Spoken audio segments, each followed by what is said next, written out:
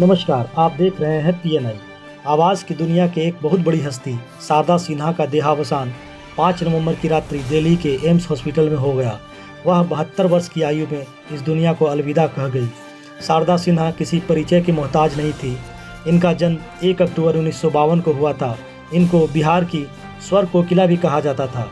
उन्होंने भोजपुरी लोकगीतों के साथ साथ बॉलीवुड के लिए भी गाने गाए थे। उन्हें संगीत के लिए वर्ष 1991 में पद्मश्री अवार्ड से सम्मानित किया गया था। वर्ष 2000 में संगीत नाटक अकादमी अवार्ड तथा वर्ष 2018 में पद्म भूषण अवार्ड से सम्मानित किया गया था। छठ गीतों से उनका नाता दामन चोली का जैसा था।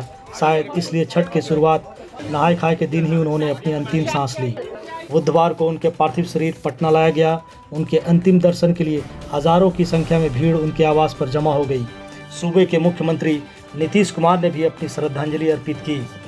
आइए देखते हैं वीडियो के माध्यम से।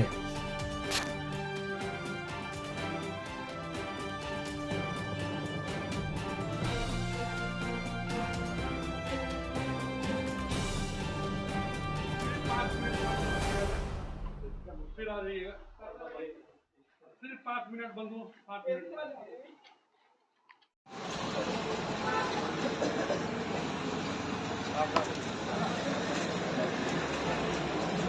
शारदा सिन्हा के आवास पे कुछ उनके जो पड़ोसी हैं वो मेरे साथ हैं।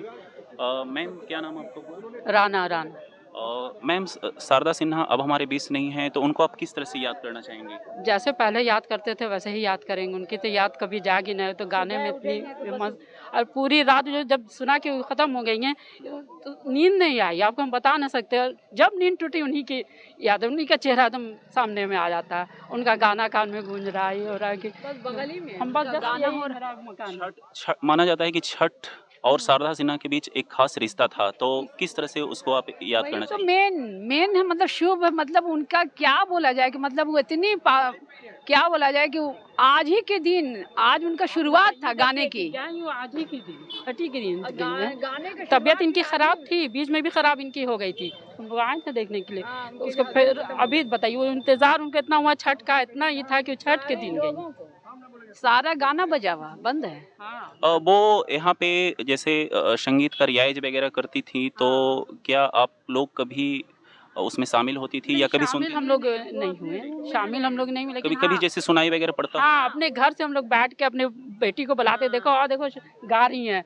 ये आवाज़ हम लोग के पूरे एकदम रूम जस्ट सटा हुआ है ने, आवाज़ पूरी आती थी तो हम लोग सुनते थे इनका। में तो बेटे भी बुलंद है, इतना अच्छा इन लोग। अभी तो इनके फादर खत्म हुए, 2 महीना होता होगा। अभी तो शारदा सिन्हा के जो हस्बैंड थे वो 1.5-2 महीना पहले। 1.5-2 महीना अभी उनको भी कुछ नहीं हुआ था। अभी खड़े में तो यहीं पर हम जा रहे हैं, खड़े अभी देख रहे हैं, निकला ही नहीं। मतलब जिस इसमें उनके फादर खत्म हुए 2 महीना से कुछ कम दिन है। अब ने माँ का ही हो गया। अब तो बता ही ना सकेंगे, जस्ट जल्दी किसी के यहाँ ना होगा, लेकिन क्या बात है। तो देख सकते हैं हमारे साथ कुछ जो शारदा सिन्हा के आवास के जो अगल बगल के जो लोग हैं, वह उन्हें किस तरह से याद कर रहे हैं, उनका जो रियाज़ था उनके बारे में वो बता रहे हैं। और शारदा सिन्हा और छठ का एक विशेष नाता था, और यह संजोग की बात है कि वह छठ के बीच में ही हमारे बीच से चली गई हैं। तो एक उनका कनेक्शन भी था आसपास के लोगों से, और आसपास के लोग आज उन्हें बेहद ही भावुक तरीके से याद कर रहे हैं। इनका बहुत बड़ा योगदान था। आगे से हटिए ना, आगे से हटिए सर, चलो आगे सर प्लीज थोड़ा पीछे चलिए ना। हटिए आगे से और मुख्यमंत्री नीतीश कुमार अभी शारदा सिन्हा के घर पे पहुंचे हैं, और वो यहाँ पे श्रद्धांजलि देने के पहुंचे हैं। तस्वीरों के माध्यम से आप देख सकते हैं बिहार के मुख्यमंत्री नीतीश कुमार